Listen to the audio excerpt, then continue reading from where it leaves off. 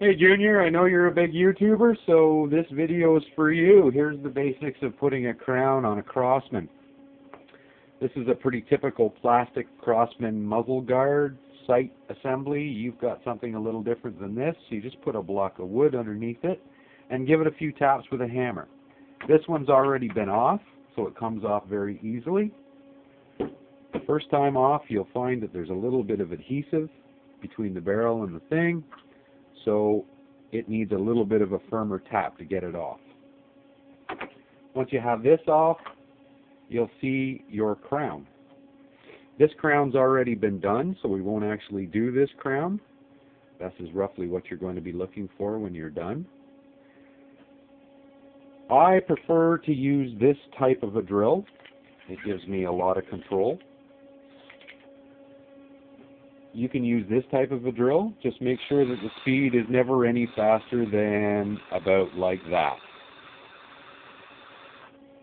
Typically, Crossman muzzles are countersunk quite a long ways before you get to the actual crown, and you will need to remove that countersink to get to the true crown before you can use the brass screw method.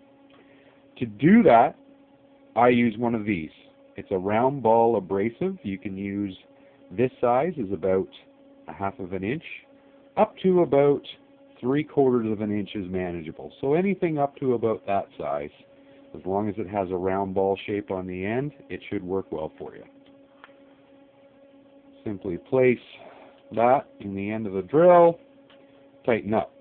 As I said, I'm not going to actually do this crown because it's already done, so I'm going to put a little piece of gun patch between the abrasive and the crown, and you center the ball on the end of the bore, and you start grinding.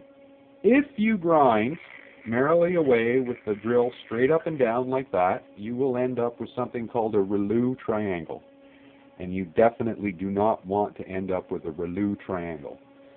So the technique for avoiding making a rouleau triangle is to rotate in different size circles the entire time you're grinding.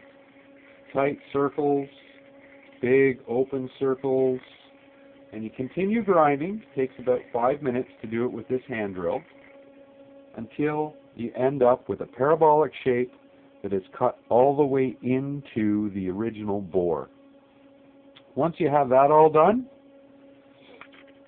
you remove this and grab your brass screw. I like to use a brass screw with a standard American slot cut in it because I find that it holds the abrasive very well. And you place the brass screw. This size is about the right size for a .22 caliber. This size is about the right size for a .177 caliber. Put your brass screw down in your drill like that. Apply your grinding compound. I use diamond paste, dia paste, but an enterprising young individual like yourself can use good old Crest. You apply a thin film of it on there, and the same thing goes again. You place it down in the bottom of the bore, and you're going to grind. Rotate as you grind. And then you will see a very thin, clean line appear right at the crown of the muzzle, and you will see a land, a flat, a land, a flat, a land, a flat. When you see a continuous clean line that shows all lands and all flats, you're done. It's very, very tiny. Less than 0.010 of an inch. Before you start this operation, it's a very good idea to plug the bore somehow. I use a felt pellet. You can use a piece of wadded up rag. Push something down into the bottom of the bore. I use some nylon weed trimmer line to shove it down in about the distance of a pellet. That will keep the debris from going down into your barrel. Really nothing to it. When you're all done, take it out of the vise, crack it open, push your nylon line through.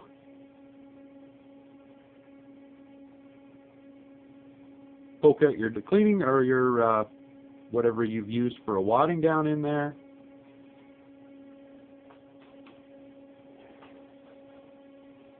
And you'll end up a crown that looks like that. Okay? There you go, Junior.